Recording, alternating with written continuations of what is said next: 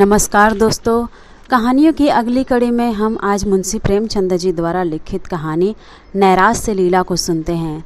लेकिन उससे पहले आप सभी लोग से एक विनम्र अनुरोध है कि अगर चैनल पर नए हैं तो चैनल को सब्सक्राइब ज़रूर कीजिएगा। कहानी अच्छी लगे तो लाइक शेयर कमेंट ज़रूर कीजिएगा। तो चलिए शुरू करते हैं कहानी नैराज से लीला। पंडित हृदयनाथ अयोध्या के एक सम्मानित पुरुष थे। धनवान तो नहीं, लेकिन खाने पीने से खुश थे। कई मकान थे, उन्हीं के किराए पर गुजर होता था। इधर किराए बढ़ गए थे, जिससे उन्होंने अपनी सवारी भी खरीद ली थी। बहुत विचारशील आदमी थे, अच्छी शिक्षा पाई थी, संसार का काफ़ी तजुर्बा था, पर क्रियात्मक शक्ति से वे वंचित थे, सब कुछ न जानते थे। समाज उनकी आंखों में एक भयंकर भूत था, जिससे सदैव डरते रहना चाहिए। उसे जरा भी रुष्ट किया तो फिर जान की खैर नहीं। उनकी स्त्री जागेश्वरी उनका प्रतिबिंब थी। पति के विचार उसके विचार और पति की इच्छा उसकी इच्छा थी। दोनों प्राणियों में कभी मतभेद न होता था। जागेश्वरी शिव की उपासक थी, हृदयनाथ वैष्णव के, पर दान और व्रत में दोनों को समान श्रद्धा थी। दोनों धर्मनिष्ठ थे। उससे कहीं अधिक जितना सामान्यतः शिक्षित लोग हुआ करते हैं, इसका कदाचित यह कारण था कि एक कन्या के सिवा उनके और कोई संतान न थी। उसका विवाह 13वें वर्ष में हो गया था और माता पिता को अब यही लालसा थी कि भगवान उसे पुत्रवती करे, तो हम लोग नवासे के नाम से अपना सब कुछ लिख लिखा कर निश्चिंत हो जाएं। किंतु विधाता को तो कुछ और ही मंजूर था। कैलाश कुमारी का अभी गौना भी न हुआ था। वह अभी तक यह भी नहीं जानने पाई थी कि विवाह का आशय क्या है, कि उसका सुहाग उठ गया। वैधव्य ने उसके जीवन की अभिलाषाओं का दीपक बुझा दिया। माता और पिता विलाप कर रहे थे। घर में कोहराम मचा हुआ था, पर कैलाश कुमारी भौचक्की होकर सबके मुंह की ओर ताकती थी। उसकी समझ ही में न आता था कि यह लोग क्यों रोते हैं। माँ बाप की इकलौती बेटी थी।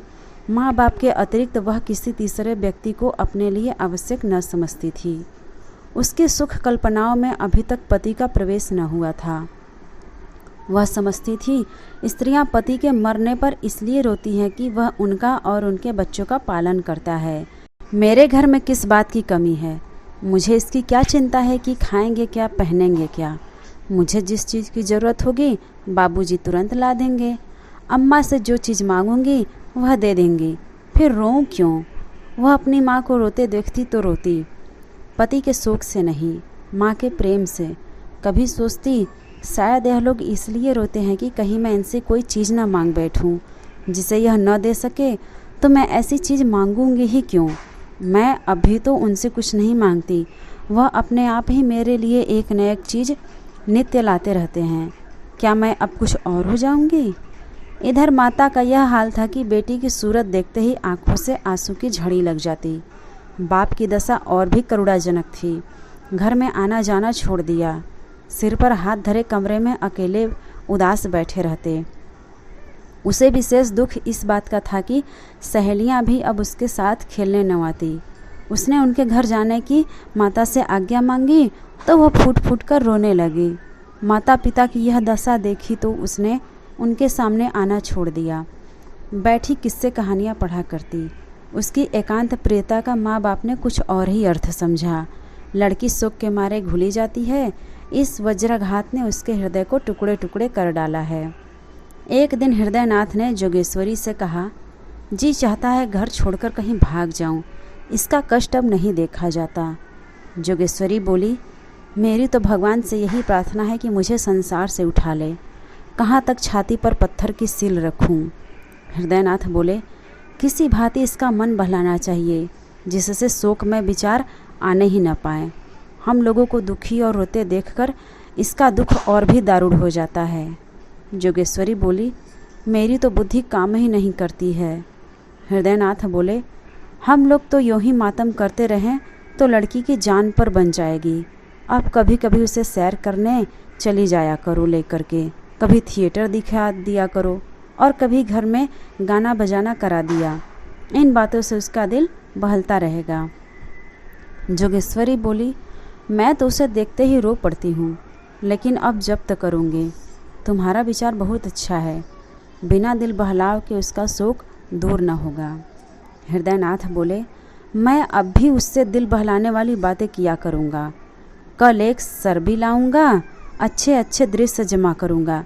ग्रामोफोन तो आज ही मंगवा देता हूँ। बस उसे हर वक्त किसी न किसी काम में लगाए रखना चाहिए। एकांतवास शोक ज्वाला के लिए समीर के समान है। उस दिन से जोगेश्वरी ने कैलाश कुमारी के लिए विनोद और प्रमोद के सामान जमा करने शुरू किए। कैलाशी माँ के पास आती तो उसकी आंखों में आंसू की बूंदें न दिखती, होठों पर हंसी की आभा दिखाई देती।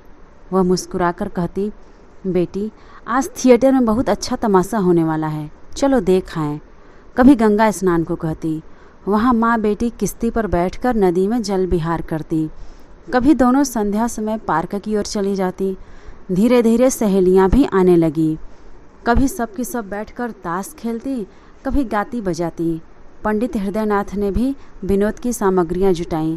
कैलाशी को देखते ही मगन होकर बोलते, बेटी आओ तुम्हें आज कश्मीर के दृश्य दिखाऊं।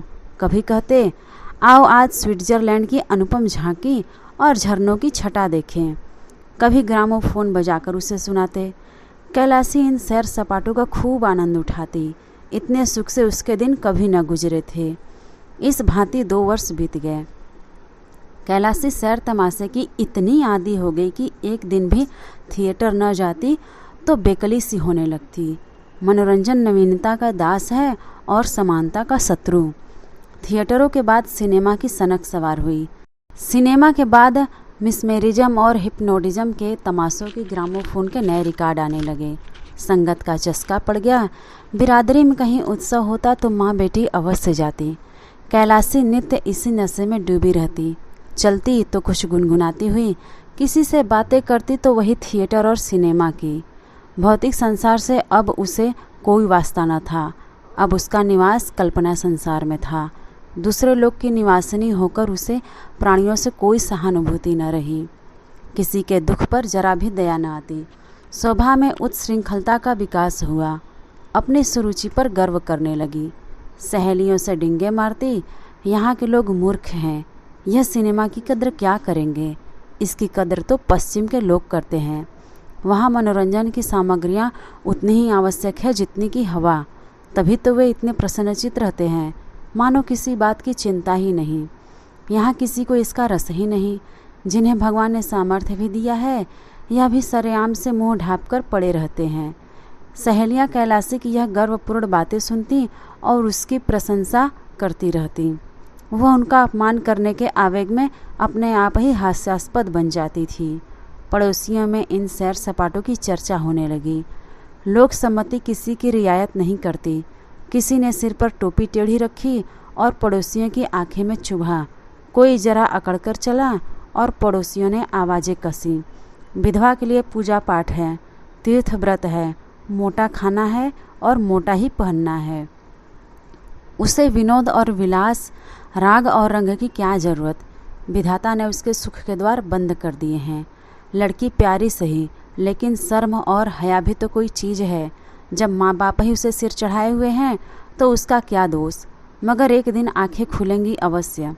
महिलाएं कहती, बाप तो मर्द है, लेकिन माँ कैसी है, उसको जरा भी विचार नहीं कि दुनिया क्या कहेगी। कोई उन्हीं की एक दुलारी बेटी थोड़ी ही है। इस भांति मन बढ़ाना अच्छा नहीं। कुछ दिनों तक तो वह खिचड़ी आपस में पकती रही। अंत को एक दिन कई महिलाओं ने जोगेश्वरी के घर पदार्पण किया। जोगेश्वरी ने उनका बड़ा आदर सत्कार किया। कुछ देर तक इधर उधर की बातें करने के बाद एक महिला बोली, महिलाएं रहस्य की बातें करने में बहुत अभ्यस्त होती हैं। बहन, तुम मज़े में हो कि हंसी खुशी में दिन काट देती हो। हमें तो दिन पहाड़ हो जाता है, न कोई काम न धंधा, कोई कहाँ तक बातें करे। दूसरी देवी ने आंखें मटकाते हुए कहा, अरे तो यह तो पते की बात है। सभी के दिन हंसी खुशी में कटें तो रोए कौन। यहाँ तो सुबह से शाम तक चक्की चूल्हे से ही छुट्टी नहीं मिलती। किसी बच्चे को दस्त आ रहे हैं तो किसी को ज्वर चढ़ा हुआ है। कोई मिठाइयों की रट लगा रहा है तो कोई पैसों के लिए शोर मचाए हुए है। दिन भर हाय हाय करते बीत जाता है। सारे दिन कठपुतलियों की भांति नाचती रहती हूँ। तीसरी रमणी ने इस कथन का रहस्य भाव से विरोध किया। पते की बात नहीं, वैसा दिल चाहिए। तुम्हें तो कोई रात सिंहासन पर बिठा दे तब भी तस्कीन न होगी, तब और भी हाय हाय करोगी। इस पर एक वृद्धा ने कहा, नौ जैसा दिल, यह भी कोई दिल है कि घर में चाहे आग लग जाए, दुनिया में कितना ही उपहास हो रहा हो, लेकिन आदमी अपने राग रंग में मस्त रहे। वह दिल की है कि पत्थर। हम गृहिणी कहलाती हैं, हमारा काम है अपनी गृहस्थी में रत रहना, आमोद प्रमोद में दिन काटना हमारा काम नहीं। और महिलाओं ने इस निर्दय व्यंग पर लज्जित होकर सिर झुका लिया। वे जोगेश्वरी की चुटकियां लेना चाहती थी, उसके साथ बिल्ली और चूहे के निर्दय क्रीड़ा करना चाहती थी। आहत को तड़पाना उनका उद्देश्य था।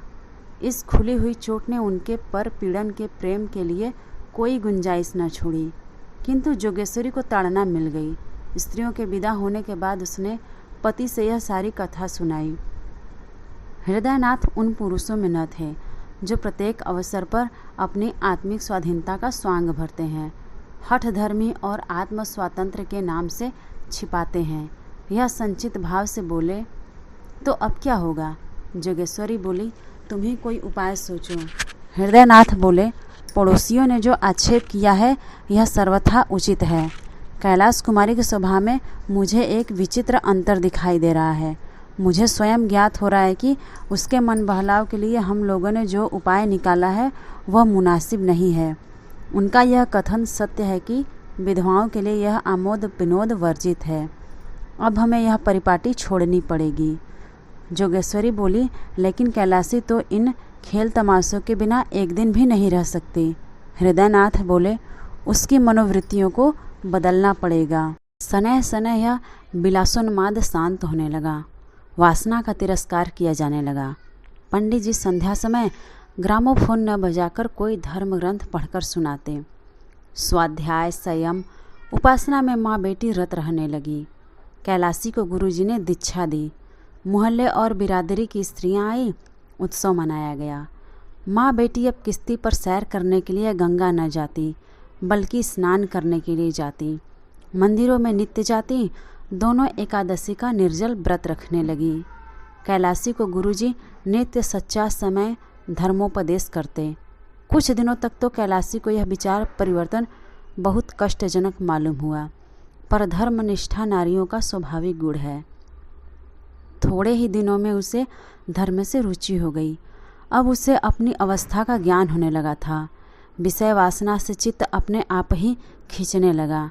पति का यथार्थ आशय समझ में आने लगा था। पति ही स्त्री का सखा, मित्र, सच्चा पथ प्रदर्शक और सच्चा सहायक है। पति विहीन होना किसी घोर पाप का प्रायश्चित है। मैंने पूर्व जन्म में कोई अकर्म किया होगा। पतिदेव जीवित होते तो मैं फिर माया में फंस जाती। प्रायश्चित का अवसर नहीं मिलता। गुरु जी का वचन सत्य है कि परमात्मा ने तुम्हें पूर्व कर्मों के प्रायश्चित का यह अवसर दिया है। वैधव्य यातना नहीं है, जीवोद्धार का साधन है। मेरा उद्धार त्याग, विराग, भक्ति और उपासना से ही होगा। कुछ दिनों के बाद उसकी धार्मिक वृत्ति इतनी प्रबल हो गई कि अन्य प्राणियों से यह पृथक रहने लगी। किसी को न छूती, महरियों से दूर रहती, सहेलियों से गले तक न मिलती। दिन में 2-3 बार स्नान करती। हमेशा कोई न कोई धर्म ग्रंथ पढ़ा करती। साधु महात्माओं के सेवा सत्कार में उसे आत्मिक सुख प्राप्त होता। जहाँ किसी महात्मा के आने की खबर पाती, उनके दर्शनों के लिए विकल हो उठती। उनकी अमृतवाणी सुनने से उसका जीना भरता था। मन संसार से विरक्त होने लगा। तल्लीनता की अवस्था प्राप्त हो गई। हृदय स्वाधीनता के लिए लालायित हो गया। यहाँ तक कि 3 ही वर्षों में उसने संन्यास ग्रहण करने का निश्चय कर लिया। माँ बाप को यह समाचार ज्ञात हुआ तो होश उड़ गए। माँ बोली, बेटी, अभी तुम्हारी उम्र ही क्या है कि तुम ऐसी बातें सोचती हो। कैलाशी बोली, माया मोह से जितनी जल्दी निवृत्ति हो जाए उतना ही अच्छा। हृदयनाथ बोले, क्या अपने घर में रहकर माया मोह से मुक्त नहीं हो सकती हो? माया मोह का स्थान मन है, घर नहीं। जागेश्वरी बोली, कितनी बदनामी होगी। कैलाशी बोली, अपने को भगवान के चरणों पर अर्पण कर चुकी हूँ, तो मुझे बदनामी की क्या चिंता। जोगेश्वरी बोली, बेटी तुम्हें न हो, हमको तो है। हमें तो तुम्हारा ही सहारा है। तुमने जो संन्यास ले लिया तो हम किस आधार पर जिएंगे। कैलाशी बोली, परमात्मा ही सबका आधार है, किसी दूसरे प्राणी का आश्रय लेना भूल है। दूसरे दिन यह बात मोहल्ले वालों के कानों में पहुंच गई। जब कोई अवस्था असाध्य हो जाती है तो हम उस पर व्यंग करने लगते हैं। यह तो होना ही था, नई बात क्या हुई। लड़कियों के इस तरह स्वच्छंद नहीं कर दिया जाता। फूले न समाते थे कि लड़की ने कुल का नाम उज्जवल कर दिया। पुराण पढ़ती है, उपनिषद और वेदांत का पाठ करती है, धार्मिक समस्याओं पर ऐसी ऐसी दलीलें करती हैं कि बड़े बड़े विद्वान की जबान बंद हो जाती है। तो अब क्यों पछताते हैं। भद्र पुरुषों में कई दिनों तक यही आलोचना होती रही, लेकिन जैसे अपने बच्चे के दौड़ते दौड़ते धम्म से गिरने पर हम पहले क्रोध के आवेश में उसे झिड़कियाँ सुनाते हैं, उसके बाद गोद में बिठाकर आंसू पोंछने और फुसलाने लगते हैं, उसी तरह इन भद्र ने व्यंग के बाद इस गुत्थी के सुलझाने का उपाय सोचना शुरू किया। सभी हृदयनाथ के पास आए और सिर झुकाकर बैठ गए। विषय का आरंभ कैसे हो। कई मिनट के बाद एक सज्जन ने कहा, सुना है डॉक्टर गौड़ का प्रस्ताव आज बहुमत से स्वीकृत हो गया। दूसरे महाशय बोले, यह लोग हिंदू धर्म का सर्वनाश करके छोड़ेंगे।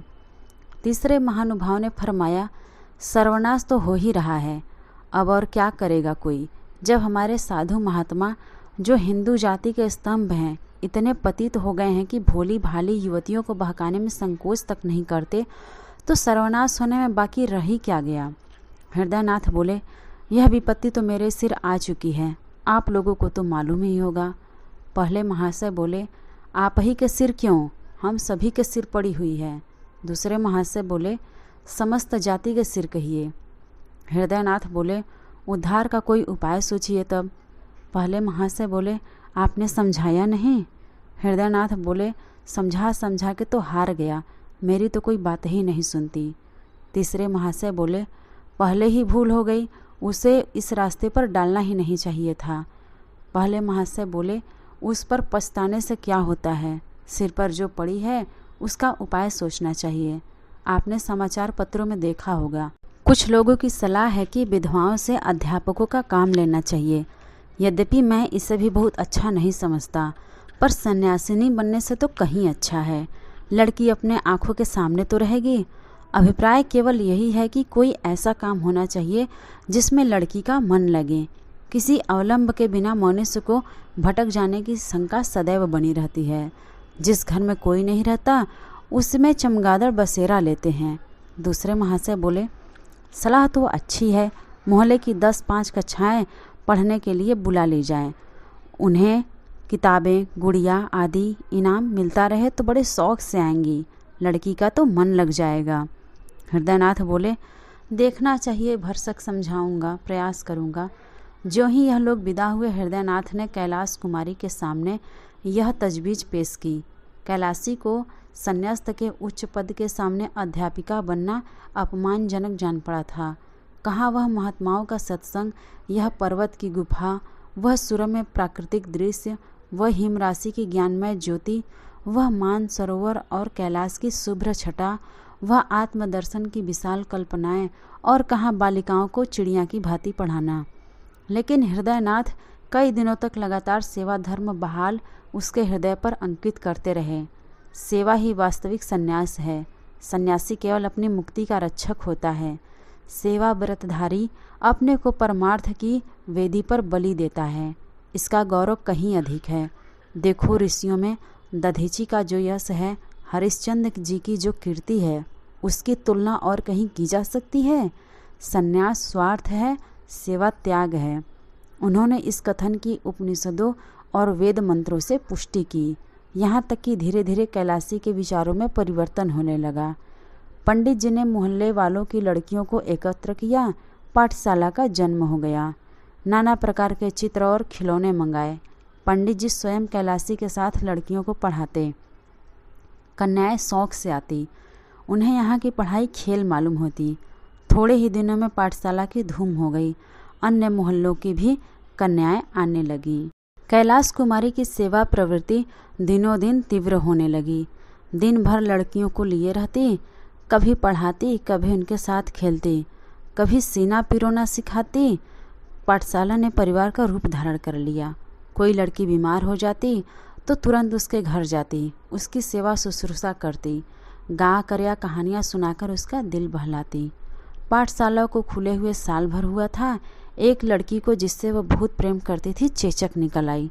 कैलाशी उसे देखने गई। माँ बाप ने बहुत मना किया पर उसने न माना। कहा तुरंत लौट कर आऊँगी। लड़की की हालत खराब थी। कहाँ तो रोते रोते तालू सूखता था, वहीं कैलाशी को देखते ही मानो सारे कष्ट भाग गए। कैलाशी 1 घंटे तक वहाँ रही। लड़की बराबर उससे बातें करती रही, लेकिन जब वह चलने को उठी तो लड़की ने रोना शुरू कर दिया। कैलाशी मजबूर होकर वहीं बैठ गई। थोड़ी देर के बाद जब वह फिर उठी तो फिर लड़की की यही दशा हो गई। लड़की उसे किसी तरह छोड़ती ही न थी। सारा दिन गुजर गया। रात को भी लड़की ने न आने दिया। हृदयनाथ उसे बुलाने को बार बार आदमी भेजते, पर वह लड़की को छोड़कर न जा सकती थी। उसे ऐसी शंका होती थी कि अगर मैं यहाँ से चली गई, लड़की हाथ से चली जाएगी। उसकी माँ बीमाता थी, इससे कैलाशी को उसके ममत्व पर विश्वास न होता था। इस प्रकार वह 3 दिन तक वहाँ रही। 8 पहर बालिका के सिरहाने बैठी पंखा झलती रहती। बहुत थक जाती तो दीवार से पीठ टेक लेती। चौथे दिन लड़की की हालत कुछ संभलती हुई मालूम हुई तो वह अपने घर आई, मगर अभी स्नान भी न करने पाई थी कि आदमी पहुंचा। जल्दी चलिए, लड़की रो रो कर जान दे रही है। हृदयनाथ ने कहा, कह दो अस्पताल से कोई नर्स बुला ले। कैलाशी बोली, दादा आप व्यर्थ में झुंझलाते हैं। उस बेचारी की जान बच जाए, मैं 3 दिन नहीं 3 महीने उसकी सेवा करने को तैयार हूँ। आखिर यह देह किस दिन काम आएगी। हृदयनाथ बोले, तो कन्याएं कैसे पढ़ेंगी। कैलाशी बोली, 2-1 दिन में वह अच्छी हो जाएगी। दाने मुरझाने लगे हैं, तब तक आप जरा लड़कियों की देखभाल करते रहें। हृदयनाथ बोले, यह बीमारी छूत से फैलती है। कैलाशी बोली, मर जाऊंगी तो आपके सिर से एक विपत्ति टल जाएगी। यह कहकर उसने उधर की राह ली और भोजन की थाली परोसी रह गई। तब हृदयनाथ ने जागेश्वरी से कहा, जान पड़ता है बहुत जल्द यह पाठशाला भी बंद करनी पड़ेगी। जागेश्वरी बोली, बिना मांझी के नाव पार लगाना कठिन है। जिधर हवा पाती है उधर ही बह जाती है। हृदयनाथ बोले, जो रास्ता निकालता हूँ वही कुछ दिनों के बाद किसी दलदल में फंसा देता है। अब फिर बदनामी के आसार होते नजर आ रहे हैं। लोग कहेंगे लड़की दूसरों के घर जाती है और कई कई दिन पड़ी रहती है, क्या करूं? कह दूं लड़कियों को न पढ़ाया करो। जागेश्वरी बोली, इसके सिवा और हो ही क्या सकता है। कैलाश कुमारी 2 दिन के बाद लौटी तो हृदयनाथ ने पाठशाला बंद करने की समस्या उसके सामने रखी। कैलाशी ने तीव्र स्वर से कहा, अगर आपको बदनामी का इतना भय है तो मुझे विष दे दीजिए। इसके सिवा बदनामी से बचने का और कोई उपाय नहीं है। हृदयनाथ बोले, बेटी संसार में रहकर संसार की तरह ही रहना पड़ेगा। कैलाशी बोली, तो कुछ मालूम भी तो हो कि संसार मुझसे क्या चाहता है। मुझ में जीव है, चेतना है, जड़ क्यों बन जाऊं? मुझसे यह नहीं हो सकता कि अपने को अभागिनी दुखिया समझूं और एक टुकड़ा रोटी खाकर पड़ी रहूं। ऐसा क्यों करूं? संसार मुझे जो चाहे समझे, मैं अपने को अभागिनी नहीं समझती। मैं अपने आत्मसम्मान की रक्षा अपने आप ही कर सकती हूँ। मैं इसे अपना घोर अपमान समझती हूँ कि पग पग पर मुझ पर शंका की जाए। नित्य कोई चरवाहा की भांति मेरे पीछे लाठी लिए घूमता रहे कि किसी के खेत में न जा पड़े। यह दशा मेरे लिए असहनीय है। यह कहकर कैलाश कुमारी वहाँ से चली गई कि कहीं मुँह से अनर्गल शब्द न निकल पड़े। इधर कुछ दिनों से उसे अपनी बेकसी का यथार्थ ज्ञान होने लगा था। स्त्री पुरुष की कितनी अधीन है। मानव स्त्री को विधाता ने इसीलिए बनाया है कि वह पुरुषों के अधीन रहे। यह सोचकर यह समाज के अत्याचार पर दांत पीसने लगती थी। पाठशाला तो दूसरे दिन से ही बंद हो गई, किंतु उसी दिन से कैलाश कुमारी को पुस्तकों से जलन होने लगी। जिस सुख भोग से प्रारब्ध हमें वंचित रख देता है, उससे हमें द्वेष हो जाता है। गरीब आदमी इसीलिए तो अमीरों से जलता है और धन की निंदा करता है। कैलाशी बार बार झुंझलाती कि स्त्री क्यों पुरुष पर इतनी अवलंबित है। पुरुष क्यों स्त्री के भाग्य का विधायक है। स्त्री क्यों नित्य पुरुषों का आश्रय चाहे, उनका मुंह ताके। इसलिए न कि स्त्रियों में अभिमान नहीं है, आत्मसम्मान नहीं है। नारी हृदय के कोमल भाव उसे कुत्ते का दुम हिलाना मालूम होने लगे। यह कैसा प्रेम, यह सब ढोंग है। स्त्री पुरुष के अधीन है, उसकी खुशामद न करे, सेवा न करे तो उसका निर्वाह कैसे हो। एक दिन उसने अपने बाल गुथे और जुड़ा में एक गुलाब का फूल लगा लिया। माँ ने देखा तो होठ से जीभ दबा ली। महरियों ने छाती पर हाथ रखे। इसी दिन उसने एक रंगीन रेशमी साड़ी पहन ली। पड़ोसियों में इस पर खूब आलोचनाएं हुई। उसने एकादशी का व्रत रखना छोड़ दिया, जो पिछले 8 वर्षों से रखती आई थी। कंघी और आइनों को यह अब त्याज्य न समझती थी। सहागल के दिन आए, नित्य प्रति उसके द्वार पर से बारात निकलती। मोहल्ले की स्त्रियां अपनी अपनी अटारियों पर खड़ी होकर देखती। वर के ढंग, रूप, आकार प्रकार पर टिकाएं होती। जागेश्वरी से भी बिना एक आंख देखे न रहा जाता, लेकिन कैलाश कुमारी कभी भूलकर भी इन जलसों को न देखती। कोई बारात या विवाह की बात चलाता तो यह मुंह फेर लेती। उसकी दृष्टि में वह विवाह नहीं, भोली भाली कन्याओं का शिकार था। बारातियों को वह शिकारियों के कुत्ते समझती। यह विवाह नहीं है, स्त्री का बलिदान है। तीज का व्रत आया, घरों में सफाई होने लगी। रमणियां इस व्रत को रखने की तैयारियां करने लगी। जागेश्वरी ने भी व्रत का सम्मान किया, नई नई साड़ियाँ मंगाई। कैलाश कुमारी के ससुराल से इस अवसर पर कपड़े, मिठाइयाँ और खिलौने आया करते थे। अब की भी आए। यह विवाहिता स्त्रियों का व्रत है। इसका फल है पति का कल्याण। विधवाएं भी इस व्रत का यथोचित रीति से पालन करती हैं। पति से उनका संबंध शारीरिक नहीं वरन आत्मिक होता है। उसका इस जीवन के साथ अंत नहीं होता, अनंत काल तक जीवित रहता है। कैलाश कुमारी अब तक यह व्रत रखती आई थी। अब की उसने निश्चय किया, मैं व्रत न रखूंगी। माँ ने सुना तो माथा ठोक लिया। बोली, बेटी, यह व्रत रखना तुम्हारा धर्म है। कैलाश कुमारी बोली, पुरुष भी स्त्रियों के लिए कोई व्रत रखते हैं? जागेश्वरी बोली, मर्दों में इसकी प्रथा नहीं है। कैलाश कुमारी बोली, इसीलिए न कि पुरुषों को स्त्रियों की जान उतनी प्यारी नहीं जितनी स्त्रियों को पुरुषों की जान। जागेश्वरी बोली, स्त्रियां पुरुषों की बराबरी कैसे कर सकती हैं? उनका तो धर्म है अपने पुरुष की सेवा करना। कैलाश कुमारी बोली, मैं इसे अपना धर्म नहीं समझती। मेरे लिए अपनी आत्मा की रक्षा के सिवा और कोई धर्म नहीं है। जागेश्वरी बोली, बेटी, गजब हो जाएगा, दुनिया क्या कहेगी? कैलाश कुमारी बोली, फिर वही दुनिया। अपनी आत्मा के सिवा मुझे किसी का भय नहीं। हृदयनाथ ने जागेश्वरी से यह बातें सुनी तो चिंता सागर में डूब गए। इन बातों का क्या आस है? क्या आत्मसम्मान का भाव जागृत हुआ है या नैराश्य की क्रूर क्रीड़ा है? धनहीन प्राणी को जब कष्ट निवारण का कोई उपाय नहीं रह जाता तो वह लज्जा को त्याग देता है। निस्संदेह नैराश्य ने यह भीषण रूप धारण किया है। सामान्य दशा में नैराश्य अपने यथार्थ रूप में आता है, पर गर्वशील प्राणियों में यह परिमार्जित रूप ग्रहण कर लेता है। यह हृदयगत कोमल भावों का अपहरण कर लेता है, चरित्र में अस्वाभाविक विकास उत्पन्न कर देता है। मनुष्य लोक लाज और उपहास की ओर से उदासीन हो जाता है। नैतिक बंधन टूट जाते हैं। यह नैराश्य की अंतिम अवस्था है। हृदयनाथ इन्हीं विचारों में मग्न थे कि जागेश्वरी ने कहा, अब क्या करना होगा? हृदयनाथ बोले, क्या बताऊं? जागेश्वरी बोली, कोई उपाय है? हृदयनाथ बोले, बस एक ही उपाय है, पर उसे जबान पर नहीं ला सकता। तो आज की ये मुंशी प्रेमचंद जी द्वारा लिखित कहानी नैराश्य लीला आपको कैसी लगी? कमेंट करके ज़रूर बताइएगा। और अगर चैनल पर नए हैं तो चैनल को सब्सक्राइब ज़रूर कीजिएगा और अपने दोस्तों को भी शेयर कीजिएगा।